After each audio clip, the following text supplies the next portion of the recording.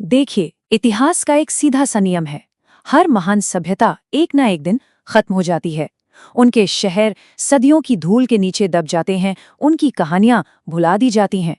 पर क्या हो अगर कोई इस नियम को ही तोड़ दे? आज हम एक ऐसी ही पहेली को सुलझाने की कोशिश करेंगे। एक ऐसी सभ्यता की कहानी जो बार बार गिरी पर मिटी नहीं। तो आज का सबसे बड़ा सवाल यही है।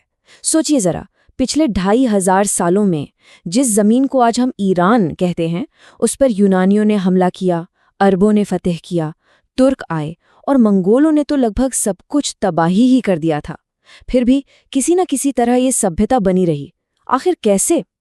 चलिए, इसी कैसे का जवाब ढूंढने के लिए इतिहास में थोड़ा पीछे चलते हैं।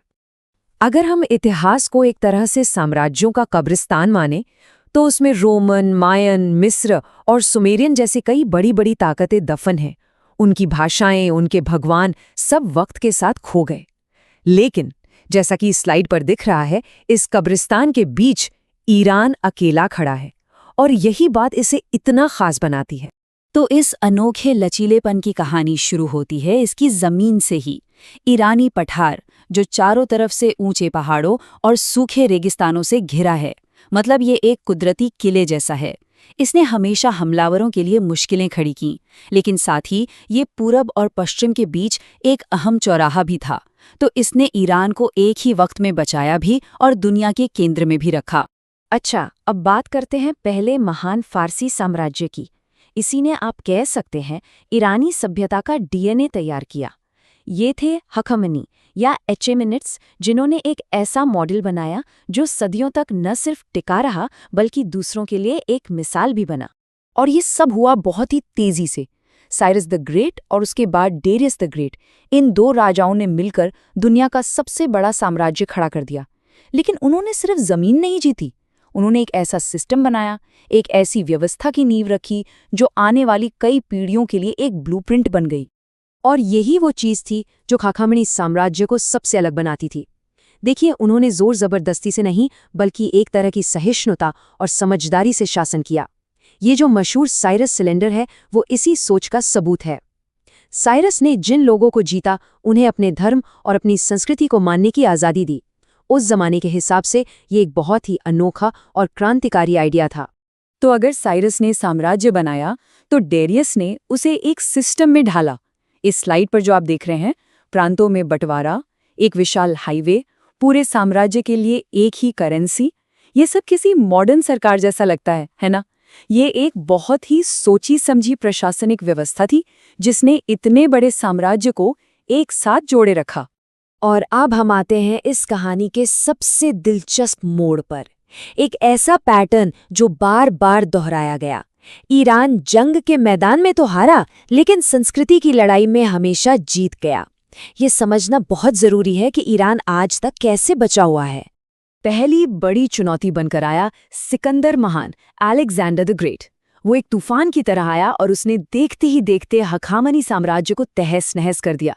और आखिर में उसने फारसी ताकत के सबसे बड़े सिंबल परसेपोलिस शहर को ही जला दिया। उस पल ऐसा लगा होगा कि फारसी सभ्यता की कहानी। लेकिन फिर कुछ बहुत ही अजीब हुआ। विजेता यानी सिकंदर खुद ही विजित यानी ईरान की संस्कृति को अपनाने लगा। उसने फारसी लिबास पहनना शुरू कर दिया, फारसी राजकुमारी से शादी की और अपने गवर्नरों को भी ऐसा ही करने के लिए कहा। मतलब ईरान जंग भले ही हार गया था, लेकिन उसकी संस्कृति इतनी मजबूत थी कि वो अपने विजेता को ही बदल रहेगी। सदियों बाद इतिहास ने खुद को दोहराया, लेकिन इस बार और भी भयानक तरीके से। मंगोलों का हमला सिर्फ एक हमला नहीं था, वो एक तबाही थी। उन्होंने शहर के शहर उजाड़ दिए, किताबें जला दी और वो कनात सिस्टम तबाह कर दिया जिससे जमीन को पानी मिलता था। ये एक ऐसी चोट थी जिससे किसी भी सभ्यता का उभरना नामुमकिन लगता था। पर फिर से वही पैटर्न देखने को मिला। कुछ ही पीढ़ियों के अंदर जिन मंगोलों ने ईरान को तबाह किया था, वो खुद ईरानी संस्कृति में ढल गए। उन्होंने इस्लाम अपना लिया, वो फारसी कला और आर्किटेक्चर के सबसे बड़े प्रशंसक बन गए और उनका राजकाज भी फारसी लोग ही चलाने लगे। मतलब जिस सभ्यता को वो मिटाने आए थे, उसी सभ्यता ने उन्हें अपना बना लिया।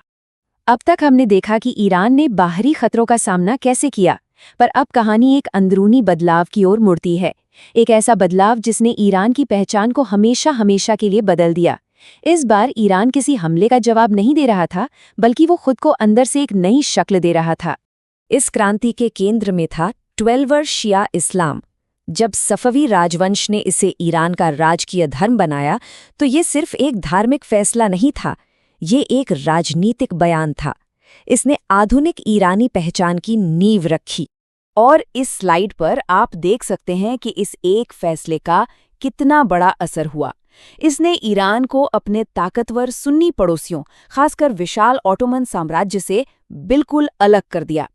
इसने ईरान को एक खास पहचान दी, लेकिन साथ ही उसे अपने पड़ोसियों के खिलाफ एक वैचारिक और राजनीतिक लड़ाई में भी खड़ा कर दिया, जो सदियों तक चली। चलिए, अब कहानी को थोड़ा फास्ट फॉरवर्ड करते हैं मॉडर्न जमाने में। यहाँ ईरान को नई चुनौतियों का सामना करना पड़ा। कोलोनियलिज्म, मॉडर्नाइजेशन और देश के अंदर ही राजनीतिक उथल-पुथल। दुनिया तेजी से बदल रही थी और ईरान को भी इसके साथ बदलना था। 20वीं सदी ईरान के लिए घटनाओं का एक बवंडर थी। पहले पहलवी राजवंश ने देश को बहुत तेजी से मॉडर्न बनाने की कोशिश की। फिर 1953 में एक बाहरी दखलंदाजी ने एक चुनी हुई सरकार को गिरा दिया, जिससे लोगों में बहुत गुस्सा और अविश्वास पैदा हुआ। यही गुस्सा धीरे धीरे बढ़ता गया और 1978 में ये सड़कों पर एक बड़े आंदोलन के रूप में सामने आया। और फिर आया 1979, जब एक क्रांति ने ईरान की हजारों साल पुरानी राजशाही को हमेशा के लिए खत्म कर दिया। 2500 साल, जरा सोचिए इस नंबर के बारे में। 1979 की क्रांति ने सिर्फ एक राजा को नहीं हटाया था, उसने 2500 साल से चली आ रही एक परंपरा को खत्म कर दिया था। ये ईरान के इतिहास के सबसे बड़े, सबसे गहरे बदलावों में से एक था। तो अंत में हम एक जवाब के साथ नहीं, बल्कि एक सवाल के साथ इस चर्चा को खत्म करते हैं। एक ऐसी सभ्यता जिसने यूनानियों से लेकर मंगोलों तक सबको अपने अंदर समा लिया, वो आज की आधुनिक दुनिया की चुनौतियों का सामना कैसे करेगी? उसका अगला विकास क्या होगा? ये एक ऐसी कहानी है जो हजारों साल से लिखी जा रही है और इसका अगला अध्याय अभी लिखा जाना बाकी है।